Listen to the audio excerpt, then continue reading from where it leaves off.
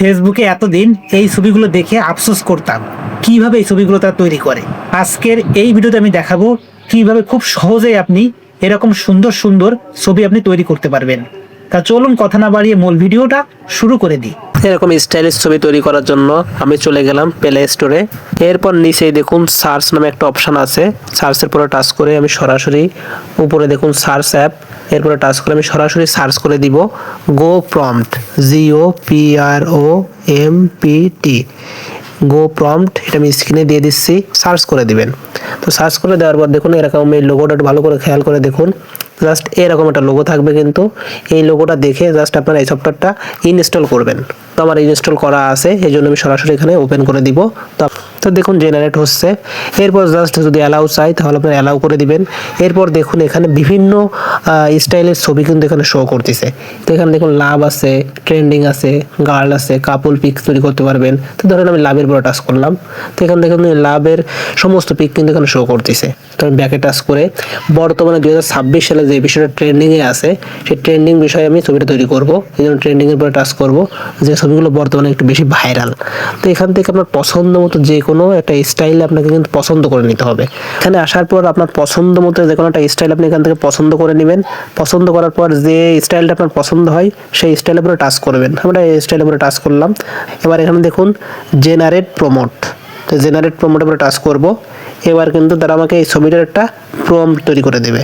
দেখুন একটা লেখা চলে আসছে, জাস্ট নিচেই দেখুন কপি প্রমোট লেখা রয়েছে। কপি প্রমোটে আমি টাচ করে এটাকে কপি করে নিচ্ছি। তো কপি করার সাথে সাথে একটা অ্যাড শো করছিল। এবার দেখুন আমি এখানে ওকেতে টাচ করব, জাস্ট এবার মিনিমাইজ করলাম। আমার কাজ কিন্তু এখানে শেষ। এবার আমার দ্বিতীয় যে কাজটা হচ্ছে সেটা হচ্ছে এই দেখুন এই জিমিনি।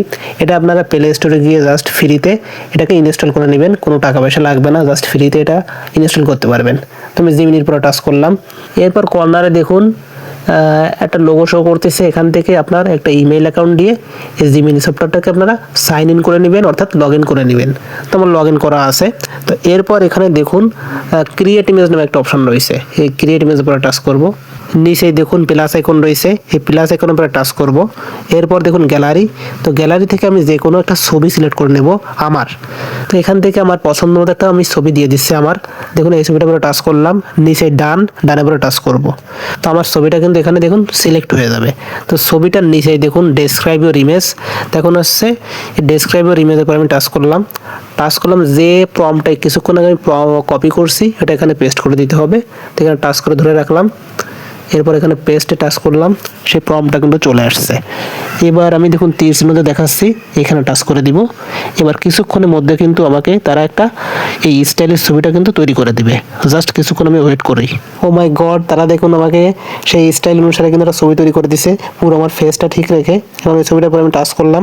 টাচ করার পর নিচে দেখুন সেভ নামে একটা অপশন আছে, এই সেভের পরে টাচ করলে আমার ছবিটা সেভ হয়ে অটোমেটিক্যালি গ্যালারিতে চলে যাবে। এই ছিল আজকের এই ভিডিওটি ভালো লাগলে অবশ্যই লাইক, কমেন্ট এবং শেয়ার করতে ভুলবেন না। এই ভিডিওটা অবশ্যই আপনাদের ফেসবুকের টাইমলাইনে শেয়ার করে রাখবেন। পরবর্তীতে যখন প্রয়োজন হবে তখন কিন্তু ওই ফেসবুক থেকে দেখে নিতে পারবেন। এরকম সুন্দর সুন্দর ভিডিও পেতে অবশ্যই আমার ইউটিউব চ্যানেলটিকে সাবস্ক্রাইব করে পাশে থাকবেন। আজকের মতো আমি সদীপ বিদায় নিচ্ছি। আল্লাহ হাফেজ।